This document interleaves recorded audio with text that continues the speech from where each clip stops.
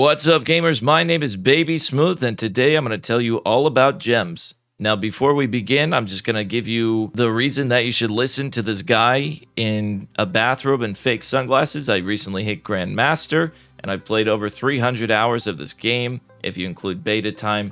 I think I know my stuff. Now, every day, I'm learning new stuff. One of those things that I just recently learned about is some new interactions with gems that I had never thought about in 300 hours of this game. So I'm here to share my information with you. We're going to start it off with brief explanations of each gem and what they do, and I will put them in a spot that you should put them in as well. There are a few exceptions, as in gems that can go in multiple places depending on your bag, but for the most part, most of these gems will belong in one spot. So let's get into it, starting with the lump of coal. Now, pyromancers love this one simple item. Everybody else, you can benefit from it if you see it in the shop on sale, or if for some reason you're going to start a torch as anything other than a pyromancer. I recommend putting the lump of coal in the early rounds into some armor. If you don't have some armor, for round one at least, it's probably better in your bag, but its best in slot spot is going to be in armor because you're going to gain 8 defense and you're going to resist 1 debuff. For round 1, that's insane. If for some reason your fight is going longer than that and you still have cold, then you should put it in your weapon because it's going to increase your chance to deal +1 damage by 70%, but that's just not a good thing. I think at most points it should be in your armor. Next up, we've got the red gem. Now, you're never going to have these perfect gems, but, you know, you might. Before we get to the gems, let me just tell you, this is how you get gems, for those of you that don't know. You need to buy a box of riches and or maybe have a shovel, but don't really build a shovel if you want to win in the early game, unless you're doing some real economical stuff. Anyway, the box of riches, the way to get gems is absolutely going to be in your bag. Do not put this anywhere else because you can't. I do recommend picking it up not too early, but depending on your build, if you're like an Anvil Berserker or something, you might just want to pick this up round 1. If you are a Berserker and you're pushing rank into Grandmaster, Master, stuff like that, you could pretty much expect to lose round 1 no matter what. So getting an early gem box can really set you on a good trajectory for the rest of the game. You're just not going to beat Pyromancers as a Berserker in that early game. Anyway, let's go talk about the red gem. So on hit, lifesteal when you put it in a weapon. That's crazy if you have a very powerful weapon. Now, if you have a double axe or something, you would absolutely want this in a weapon. However, there's going to be points where you want this in armor. And this is something I've only thought about recently. Some viewers brought it to my attention. But there are going to be people with the amethyst in their armor reducing your healing output, and the red gem will literally counteract that. It'll also counteract the cap of discomfort at a 1-to-1 ratio. So, you know, if you have 30% increased healing done from all sources, which is what you can get from a nice ruby, then you will counteract the same level of amethyst. And I think that's pretty important because in these high-level boards, you're going to see a lot of amethyst inside the armor. So, for the first time in our list, we're going to put the best red gem in a hard-hitting weapon, but we're going to put all other red gems inside our armor. Now, there are exceptions to this, but hear me out.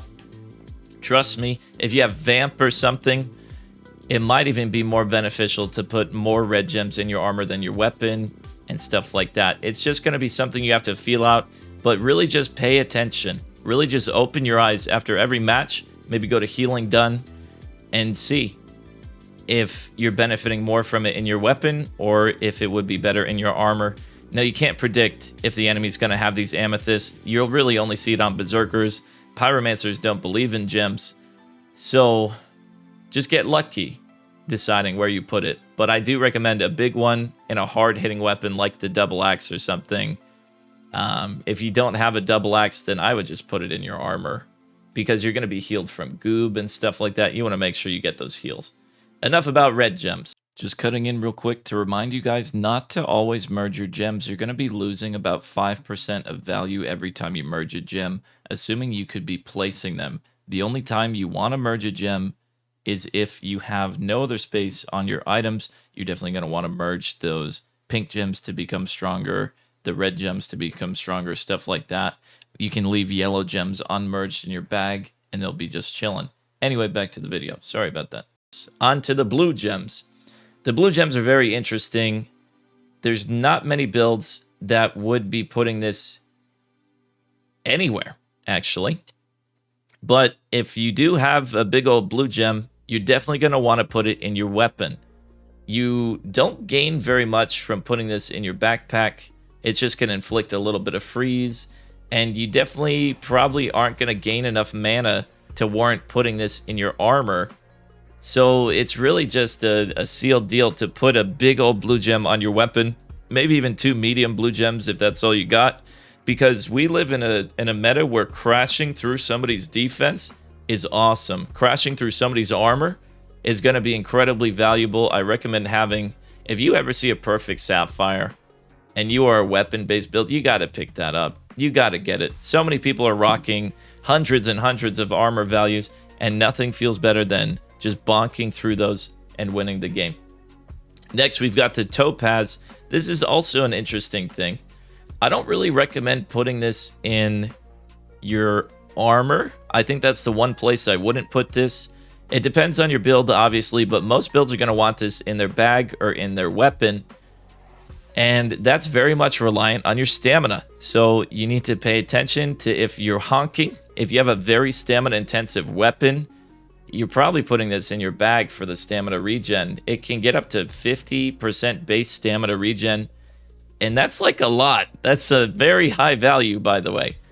Alternatively, if you do have the stamina, putting one of these in a fast and a scaling weapon can be absolutely insane if you have your stamina figured out. Yellow gems are very important, very good. I recommend getting some of these bad boys if you have a weapon-based build or, you know, just a stamina-based build. I wouldn't recommend these for pyromancers because you're heating up. As your heat goes up, your base stamina is just not going to cut it anymore. And you also don't want a faster weapon. So, like, don't even buy this if you're a pyromancer. And if you happen to have one, maybe give it to stun resist chance or crit prevention. I don't know. There's a lot of knuckle builds out there, a lot of hammer builds that can stun you. If you're a pyro, just stay away from the yellow gems. Next, we've got the green gem, also known as the most useless gem in the game right now. Don't get this. If you get this, this is going to be the first gem that you're selling. You might say, but Baby Smooth, you get poison resistant stuff. Or Baby Smooth, I'm a Reaper main. I love green gems. To that, I would say, okay, cool. If you're a Reaper main, put this in your weapon. If you're a normal person, then you're going to want this in the trash can. But if you have to have one, honestly, sometimes putting it in your bag is cool for the regen. I do recommend having like a little baby green gem just in the off chance that you're going to go against a Reaper that is high rolled out of their mind. They have a viable board that could beat you up. If you're lower rank, you might see more Reapers. You would want this in your armor. Alternatively, some people are putting this in their bags in the early game, and that's perfectly fine too. After a few moments, you'll gain regen. I just don't think this is a very good gem in general in the game right now. Next, we're going to talk about one of the goats of the game. We've got the perfect amethyst. We got the amethyst in general. This absolutely belongs in armor. I don't care who you are. I don't care who you think you are. You're not. If you are putting this anywhere aside from in your armor, reducing your opponent's healing is insane. And the percentage works additively. If you were having a gem that reduces their healing by 15%, if you throw another one of those in your armor, then that's 30% healing reduction. The percentages work additively, and it's crazy. I don't know if that's multiplicatively, whatever. It just makes it 30%. Trust me on that, and that's insane. Now, once again, if you need to counteract it, if you're seeing a lot of people having these, then get some red gems in your own armor, and that's great. You might say, but Baby Smooth, I want a chance to remove buffs from my opponent. I keep getting beat by pyromancers and stuff, blah, blah, blah. No. Stop that. Pyromancers are healing, and you need to stop them from healing. Now, you could really think stopping their buff gain is good. I just don't think it is. In this current meta, in this current state of things, it's not going to get it done for you.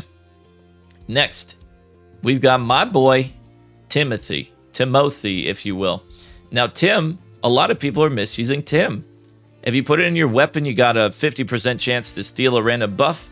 If you put it in your armor, you got 30% chance to resist a debuff or crit.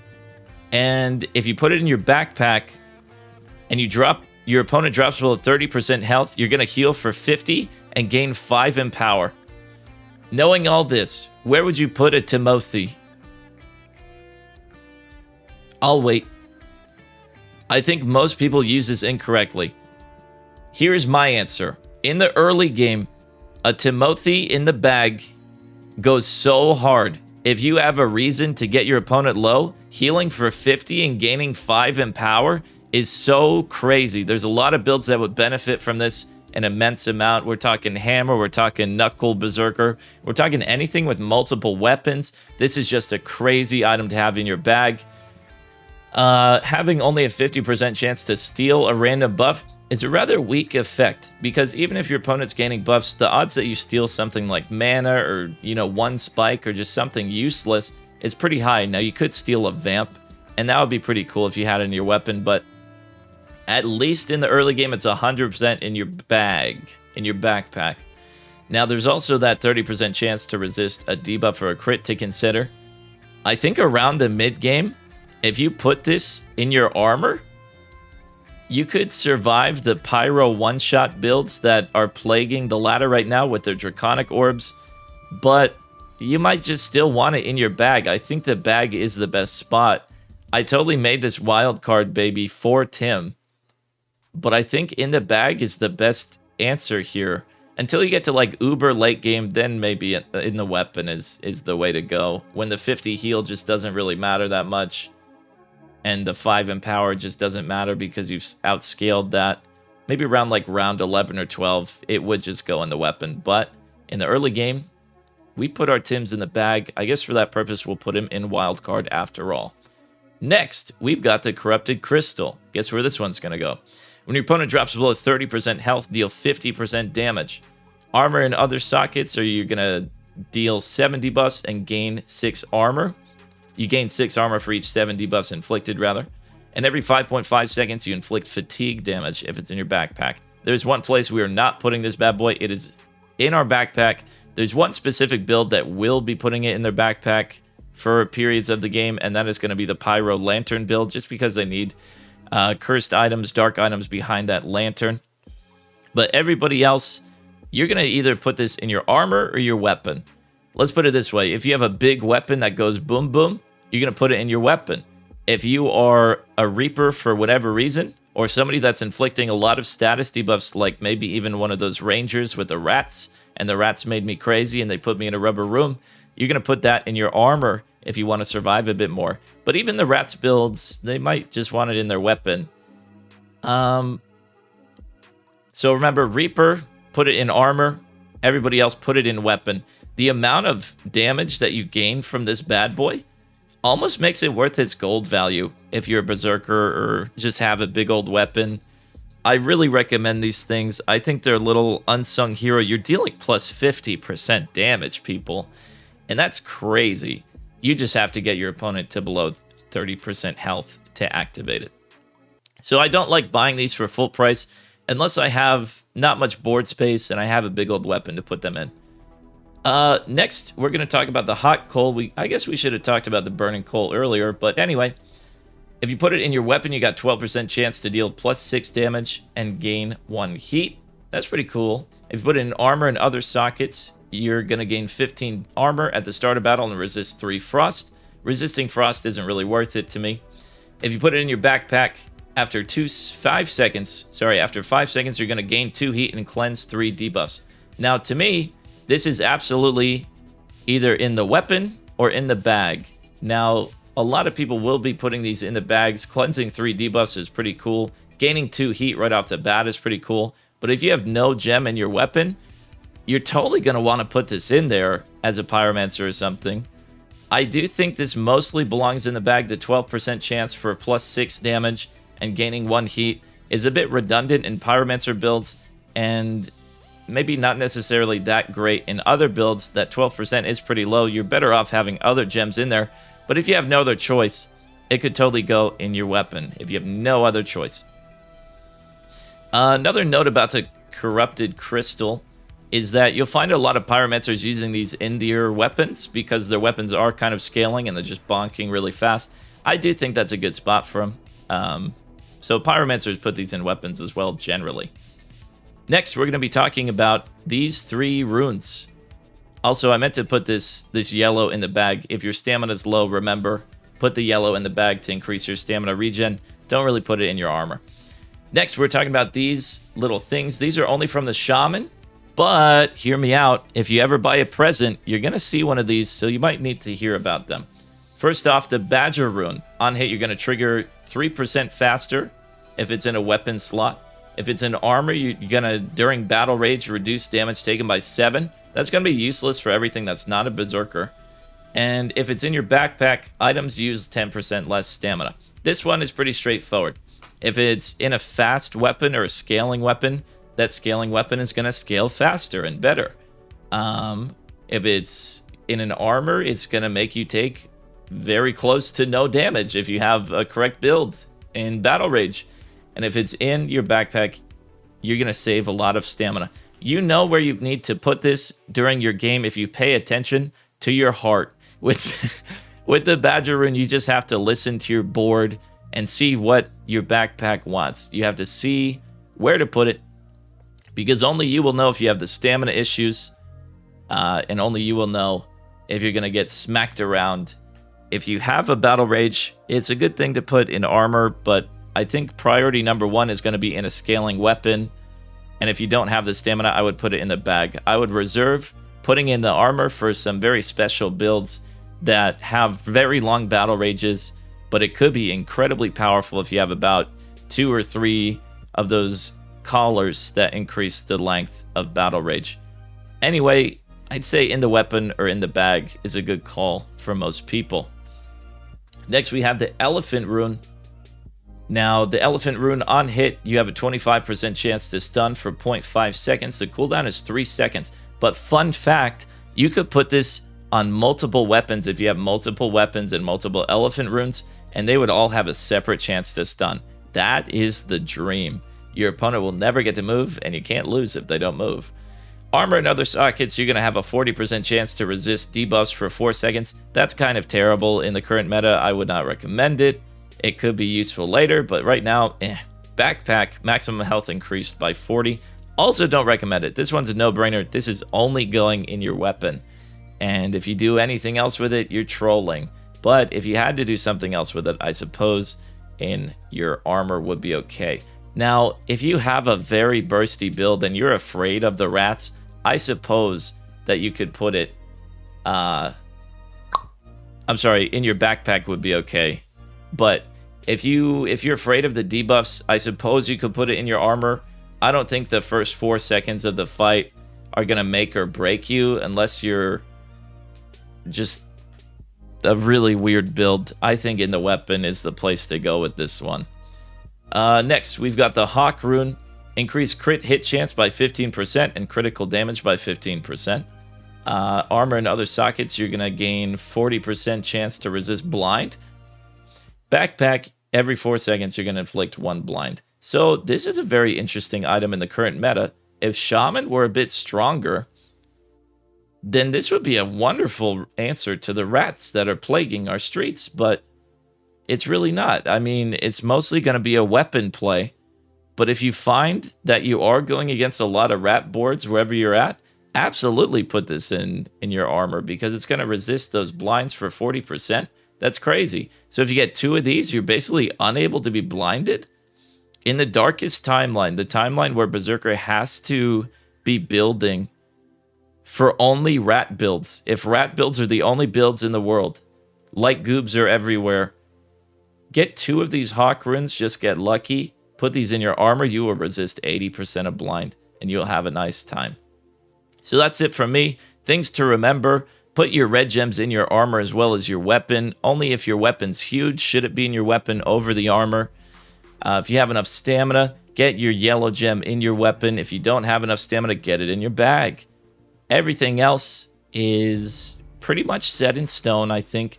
Listen to your board, listen to your bag, understand what's happening on your board. Slow the combat down for a second to figure it all out if you have to.